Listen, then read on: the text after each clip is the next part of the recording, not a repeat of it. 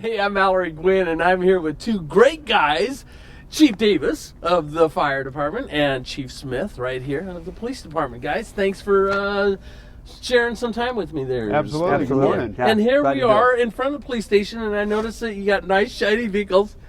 Well, except for that one. Except for that one. What the heck happened there? Well, man? we're working. This was, in the shop. They don't work that often, get them dirty. We told them to bring it over to the fire station. We'll wash it for them. Nice. Because they have free time. No, I see. Well, very good. Well, listen, what we really want to do today is we want to talk about and just inform people about the bond measure that's coming up. And I think it's in May, right? May 17th. May 17th. And this is 3-476. So I thought we'd take some time and just share some information about that bond measure so the public is educated and they know what they're voting on at that time, right? Right. That'd be good. So, if you've ever called 911, you know that that's not your best day ever. And that's the way it is. What you don't know, maybe you don't know, maybe you do know, but behind that call is a whole system of communication that takes place. And really, what we're talking about today is that system. Parts of that system and elements of that system, right? Well, it certainly is the communication part of it, and it's a county-wide issue, but it's actually a statewide issue of concern. Okay. Yeah, and so let's talk about the whys, really. You know, the radio system, which is the big part of it, is something that all emergency systems rely on, and it's not just fire and police, but it's the broader emergency system as well that exists there. But why do we do this? Why are we going to tackle this thing right now? Well, the biggest issue that we're facing is the end of life of a current system that we have. The dispatch system and the radio communication system that currently we're using is reached its end of life. The parts for replacements when things need to be repaired aren't available. And sometimes we're having to look for things on eBay in order to find those types of parts. They're no longer supported by the manufacturer anymore. So trying to not only get parts, but trying to get the technical support for repairs is really coming to an end for this system. Interesting. So are we talking about a digital system already, or an analog system that's just antiquated? The current system, the current system as it sits today, is ran between Clackamas County, Washington County, which we call WACA, and Multnomah County, as well as it also expands over to Clark County in the Vancouver area. And together they form the regional plan in regards to transmitters. The current system is an analog system. So the analog system is very antiquated, but it was developed, put in about the early 1990s.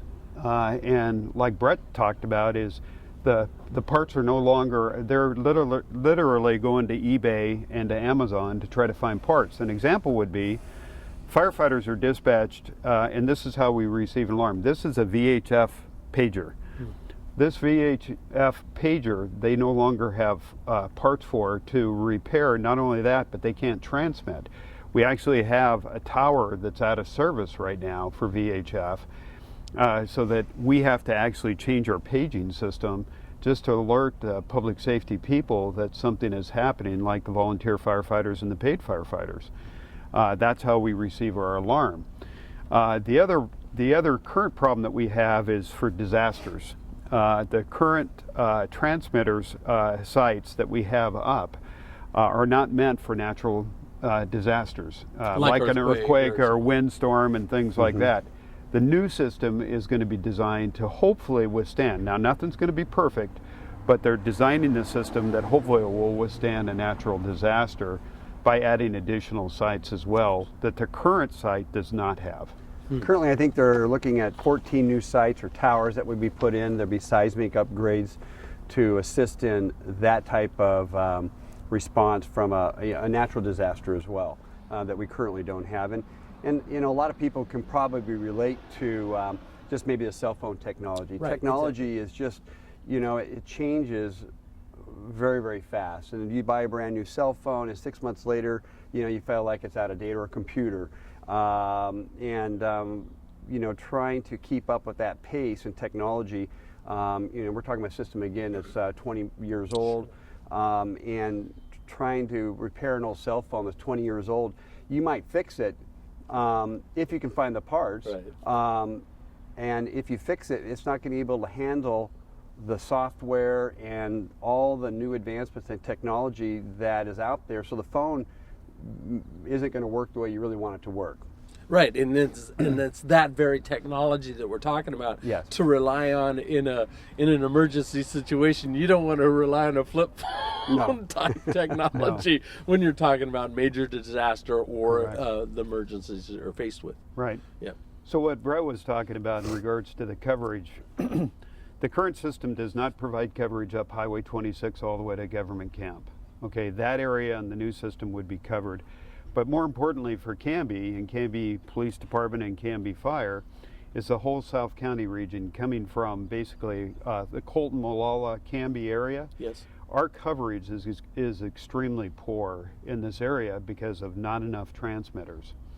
And that causes some critical safety issues for police and firefighters when they're going inside some of our buildings. Sure.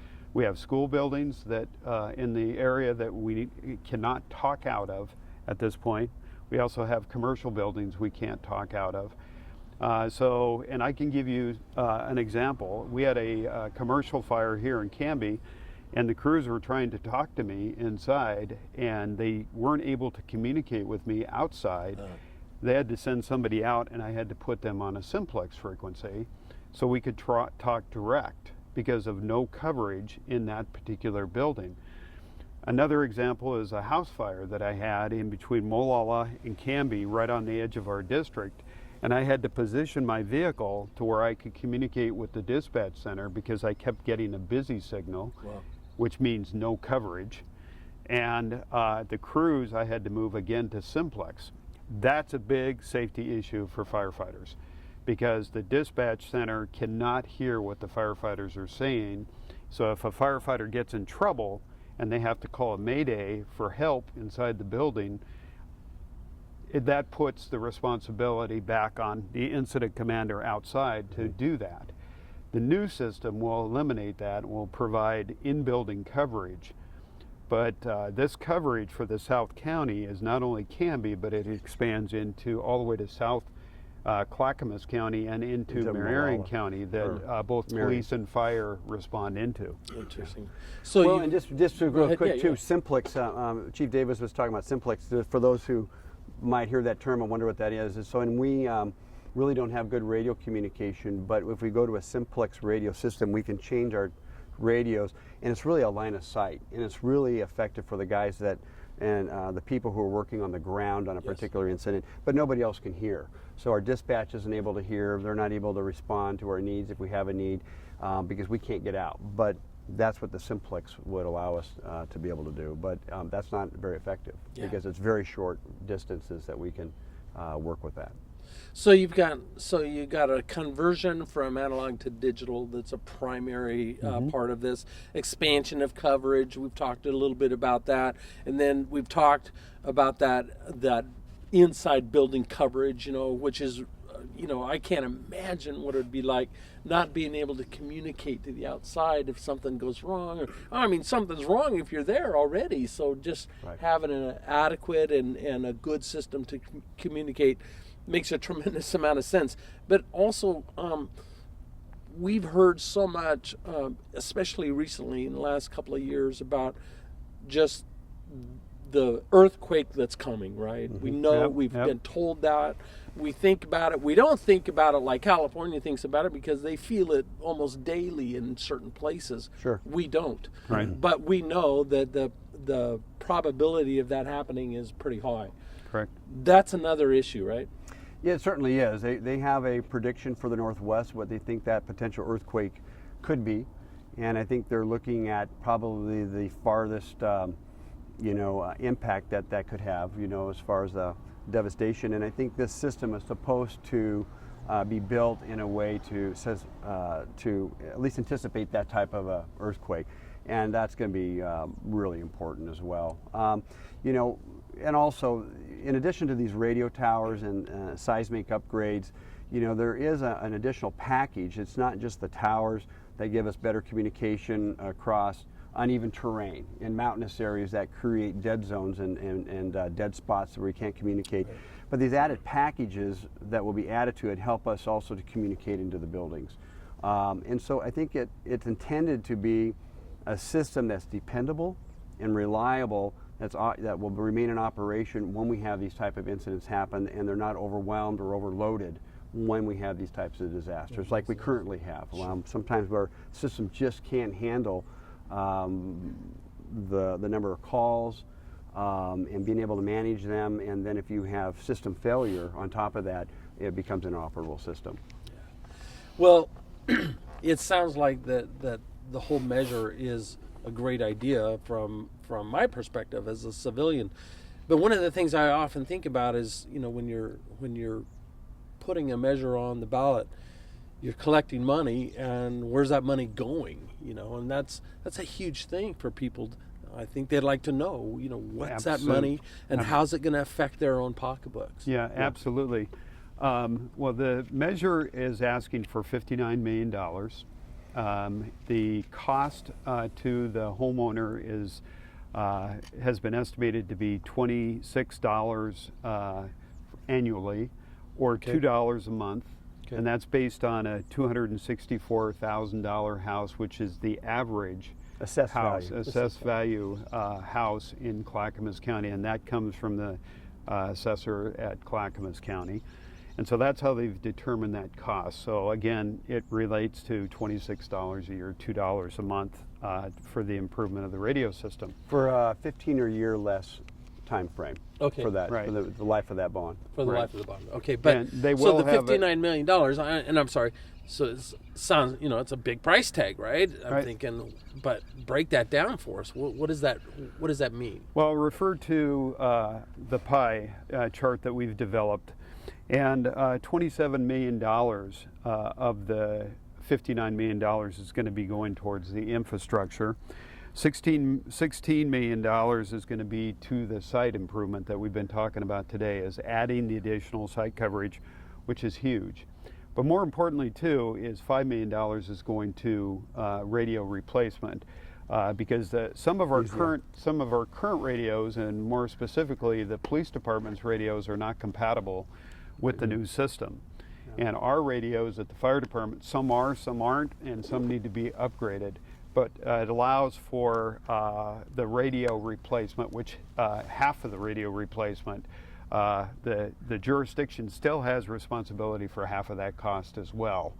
But that helps out considerably when you're talking about the amount of radios that Canby Police Department has to have replaced, and the upgrades of our radios. And it also provides, more importantly, for the paging system. So these old analog paging systems that we have will go away, and that's how we'll notify our on-duty firefighters as well as our volunteers in the police department. And it's my understanding the new system, there's add-on features that can be applied to it at some point in time later, but one of those would be the application of the smartphones as well with this system. And so we have those already, everybody has them, so there's more compatibility and more user-friendly opportunities in that kind of technology as well in the civilian use or access that we already have for, like, cell phones, for example. Well, one of the things that people talk about, and just conversation and everything when we're looking at this type of money, is there any oversight, to the process? Because that's a huge thing. Again, we're talking about a fairly large lump of money. Yeah. So who's the watchdog here? Well, there will be an accountability component that's part of that bond, and there will be an independent citizens committee that will look at the auditing aspect of that, or the spending of that money, but also that we're moving in the direction that we intended and what we proposed, that's being proposed, I think, to the voters, so that we're moving in a transparent manner that way. So there is that independent citizen committee that will be in place. Fantastic. This isn't just about Canby. This is a wide. This is a widespread. It very much is. It includes Washington County and Clackamas County specifically, but it also ties into the Multnomah County system, as well as the Clark County system. So by doing it on a regional basis, saves the taxpayers quite a bit A lot of of money, money. because if we tried to do that just independently in Clackamas County, we'd have to have a whole many more sites just to And cover be much more Clackamas expensive County. as well. It'd be much more just expensive. much more expensive. Yeah, just in general. Yeah. Well, listen, this has been a great time, a time of education, and really meant to inform and to bring the issue up so that we can just address it openly. And I just want to thank you guys for taking the time. Well, and thank doing you, this. Mallory. Yeah. We really appreciate it. Yeah, thank you. And listen, I'm ready to go get some food, donuts or barbecue or what. Yeah, it all sounds good. I know. I'm just kidding. You know, by the looks of this stomach, you know I don't need donuts, right? Just kidding. Having fun. Listen, thanks, guys. You're welcome. Appreciate it. Absolutely. All right. Yep. A great conversation with Chief Davis and Chief Smith. And, I got to thinking, after we got done with that conversation, that I still have a daughter in high school. And God forbid that anything would ever happen here in Canby, Oregon, like we've seen across the country. I'd hate for that to happen. But in the case that it did, I would want to make sure that those people working that emergency had great communication, things that worked for them when they needed them on demand. And so I think about that and I think, probably really well spent money. The other thing I got to thinking about, and I think Chief Smith mentioned this, that if we don't take care of this now, it's going to happen. The systems are failing right now, and it's incumbent upon our emergency groups to update, just like any business would update. And so if we postpone this, it isn't postponed for long. They're still going to have to go. They're still going to have to ask for money to get this system done. The benefit of doing it right now is that the cost is spread out, and so it keeps it lower. But if it's a municipality by municipality doing this, fending for themselves, the cost of that just goes up to everybody, including us, the taxpayers. So those are just food for thought. Thank you so much for joining us, and think about this issue. It comes up in May, and you're going to have your chance to voice your opinion on your vote.